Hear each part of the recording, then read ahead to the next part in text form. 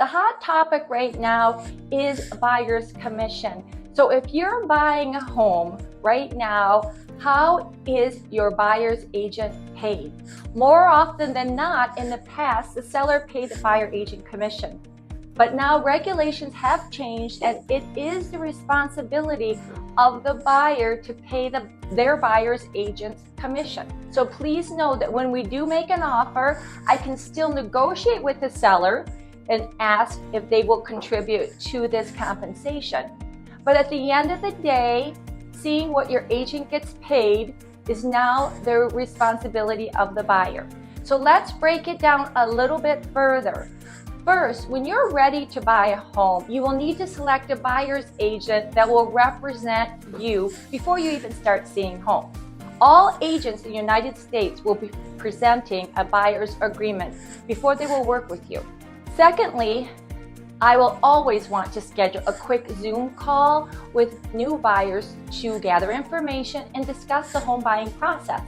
This will include detailed lists of what to expect when purchasing a home and my role and responsibilities as your agent. On the Zoom call, I will present the buyer's agreement, which will detail the fee that I charge for my services and what those services are. New regulation does not say that the seller cannot pay the buyer's representation fee.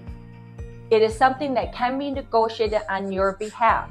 For example, some sellers will pay for it and some won't. You can choose to write an offer on a home where you ask the seller to pay the buyer's agent's commission, and you can write it in the offer. And if the seller will not pay for it, then we can amend our offer accordingly. We might amend the price of the offer. We might ask for closing cost concessions. So these are all options. Everything is negotiable. Now remember, the listing agent represents the seller. You need someone that represents you.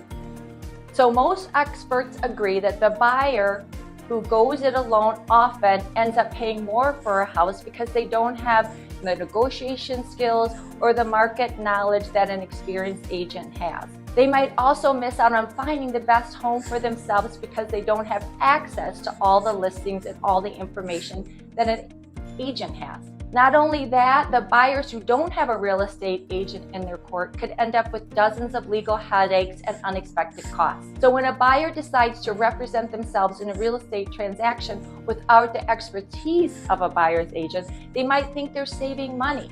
But when you consider the overall financial investment that you're about to make, along with the potential liability, it's really a false sense of savings. Now, having representation makes a huge difference. For example, according to the National Association of Realtors, homes sold directly by owners, such as for sale by owners, tend to sell for an average of $95,000 less than when the seller actually uses an agent. So if having professional representation can make that much difference to a seller, think about how much it could benefit you, even if you're paying for your agent's commission. And you know what? Your agent doesn't get paid until we get to the closing table and you have found the house or dream house that you want. So reach out to me. I'm Robin with EXP and Florida Homes with Robin, and I would be happy to help you.